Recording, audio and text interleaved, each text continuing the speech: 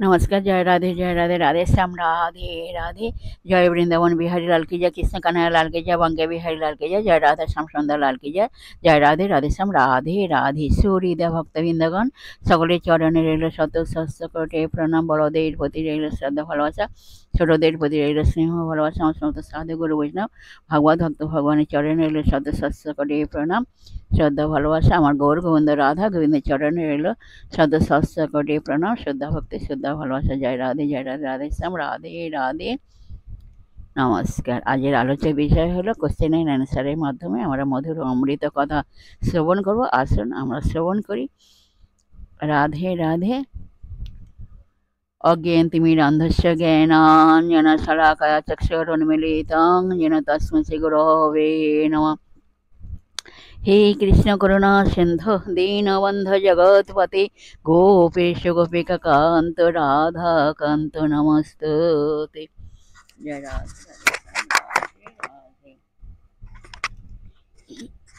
এখন প্রশ্ন হলো, গীতা ভগবান বলছেন প্রকৃতি ক্রিয়মাণানি গুণৈ কর্মাণি সর্বশ অহংকারো বিমূঢ়াত্মা কর্তাহমিতি মন্যতে। অহংকারে মহাচ্ছন্ন জীব জড়া প্রকৃতির ত্রিগুণ দ্বারা ক্রিয়মান সমস্ত কার্যকে স্বীয় কার্য বলে করে আমি কর্তা, এই রকম অভিমান করে। প্রকৃতি তো ভগবানের অধীনতা কাজ করে, তাই প্রকৃতির ত্রিগুণ দিয়ে ভালো মন্দ যাই করুক তাতে জীব কর্তা নয়। তবে জীব কেন সেই কর্মের জন্য দায়ী হবে? এই প্রশ্নের উত্তর হলো, কর্ম করবার জন্য অবশ্যই শক্তি দরকার। সেই শক্তি আসছে ভগবানের কাছ থেকে। ভগবানের শক্তি বিনা জীব কোনো কাজই করতে সমর্থ হয় না। জীব সেই শক্তির দ্বারা নিজ ইচ্ছা অনুসারে কাজ করে। জীবের সেই স্বতন্ত্র ইচ্ছাটি ভগবানের ইচ্ছার অনুবর্তী হতে পারে কিংবা নাও হতে পারে। ভগবানের ইচ্ছার অনুযায়ী হওয়াটা জীবের যথার্থ ইচ্ছা, ভগবানের ইচ্ছার বিপরীত হওয়াটা জীবের অযথার্থ ইচ্ছা। জীব এভাবে নিজ ইচ্ছার ভালো বা মন্দ কর্ম করে এবং তার ফল ভোগ করে। সেই জন্য জীবের কর্মফলের জন্য ভগবান দায়ী হন না, জীবই দায়ী হয়। তাই শ্রী চৈতন্য মহাপ্রভু বললেন, সকর্ম ফল ভোগ প্রমাণ। জীব তার নিজ কর্মের ফল মাত্র ভোগ করে। এমনটি মনে করতে পারি যে আমি কোনো মন্দ কর্ম করি নাই, তবু আমাকে মন্দ ফল পেতে হচ্ছে, কষ্ট পেতে হচ্ছে। কিন্তু এটাই সবসময় মনে রাখতে হবে, আমি যখন থেকে এই জগতে এসেছি তখন থেকে কারো না কারো উদ্বেগের বা দুঃখ কষ্টের কারণ হয়ে গেছে।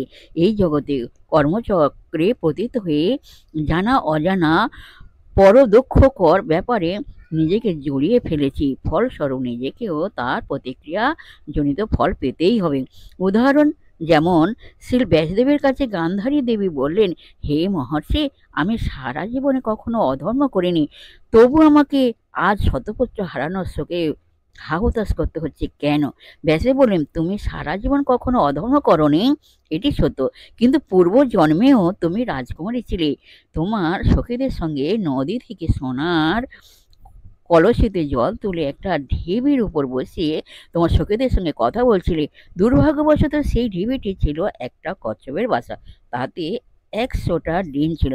কলসি চাপে যখন সব ডিম নষ্ট হয়ে গেছিল, তখন মা কশ্যপ অত্যন্ত দুঃখিত হয়ে অভিশাপ দিয়েছিল যে আমার এরকম দুর্দশা করলো তা যে আমার এরকম দুর্দশা করলো তারও সেরকম দুর্দশা হবে।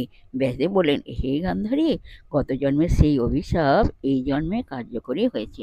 জয় রাধে রাধে শ্যাম রাধে রাধে। বিশ্বের সুহৃদা ভক্তবৃন্দের উদ্দেশ্য হচ্ছে, প্রত্যেকের উদ্দেশ্য হচ্ছে সবাই সুখে থাকবেন, শান্তি থাকবেন, আনন্দে থাকবেন। আমরা এখন রাধা নাম কীর্তন করি। নিজ নিজ পিতা মাতাকে দেখবেন, তাই যেন দুঃখ কষ্ট না হয়। আর মানবী পর্ব শেষ করে মনকে কাদা তালের মতো নরম করে শিশুর মতো সরল করে আসুন আমরা এখন রাধা নাম কীর্তন করি। জয় রাধে রাধে শ্যাম রাধে রাধে। সুন্দর ধরি মধুর মরলি রাধা রাধা রাধা বলি বাজি। সুন্দর ধরি মধুর মরলি রাধা রাধা রাধা বলি বাজি। জয় রাধে জয় রাধে।